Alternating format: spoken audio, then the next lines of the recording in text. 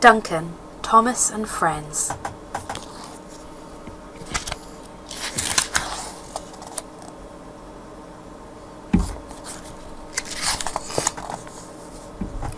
To the trains.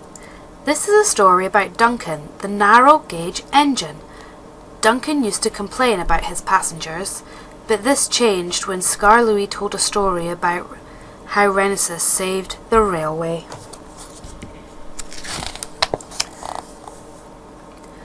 One morning, Scar was in the yard being polished by Nancy, the guard's daughter. Scar was thinking about his friend Rheneas, who had gone away to be mended. Rheneas comes home tomorrow, said Nancy. What? Tomorrow? Chirped Scar I must look my very best. Please polish me some more. You're such an old fusspot, laughed Nancy.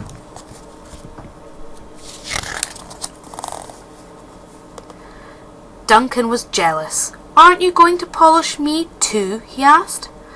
Sorry, I have to get the ice lollies ready for the passengers, said Nancy.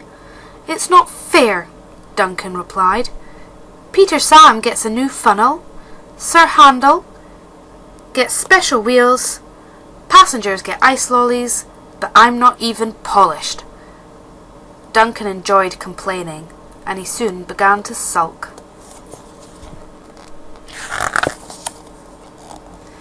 That afternoon there was bad news from the up-line. One of Scar coaches had derailed. Called Duncan's driver. We'll have to go there right away. Duncan took the workmen to sort out the mess. All this extra work, he grumbled. It wears an engine out.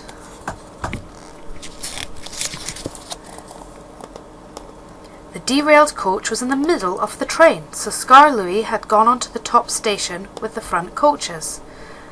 Duncan brought the rear coaches home. He sulked all the way back to the station. I get no rest. I get no rest, he muttered. He arrived back just in time for his own 4 o'clock train, but he was sulky and wouldn't move. Come on, we're keeping our passengers waiting, his driver reminded him. At last they set off. Shortly before the next station, they came to a viaduct, and Duncan ground to a halt. I've had enough. I'm staying here, he snapped. And he did, too. Scar had to come down from the top station to haul Duncan and his train to the platform. The passengers were furious. They burst out of the train and told the drivers, the firemen and the guard what a bad railway it was. Duncan was still sulky. Why should I have to work hard just to pull silly old passengers, he asked. But no one was listening to him.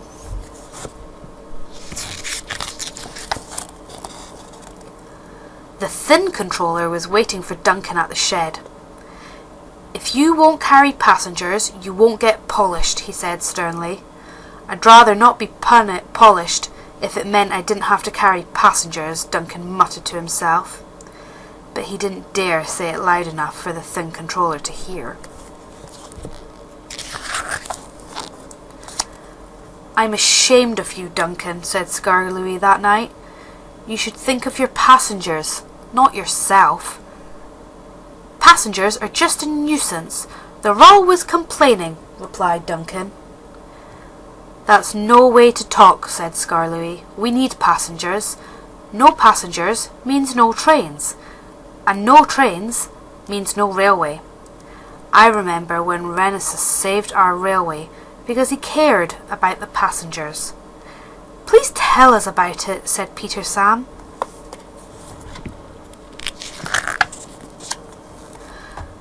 Scar began. Rheneas knew he had to keep the trains running out of our railway would have to close.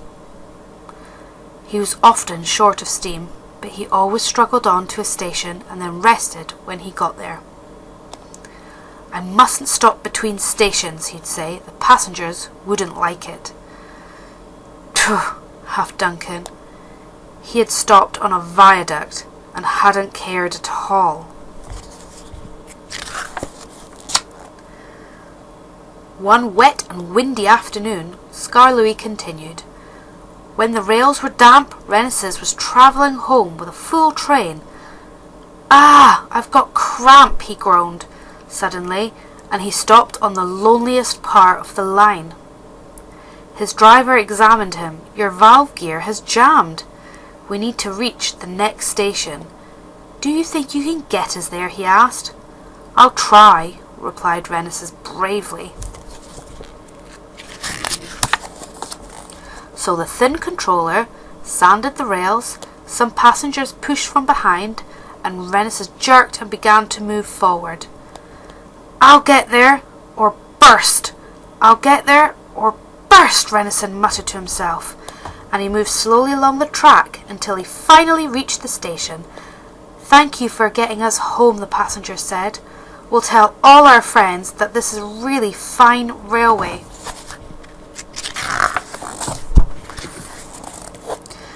And so you see that brave engine Rheneas is, said Skarloey to Duncan. Thank you for telling us about him, whispered Duncan. I was wrong. Passengers are important after all.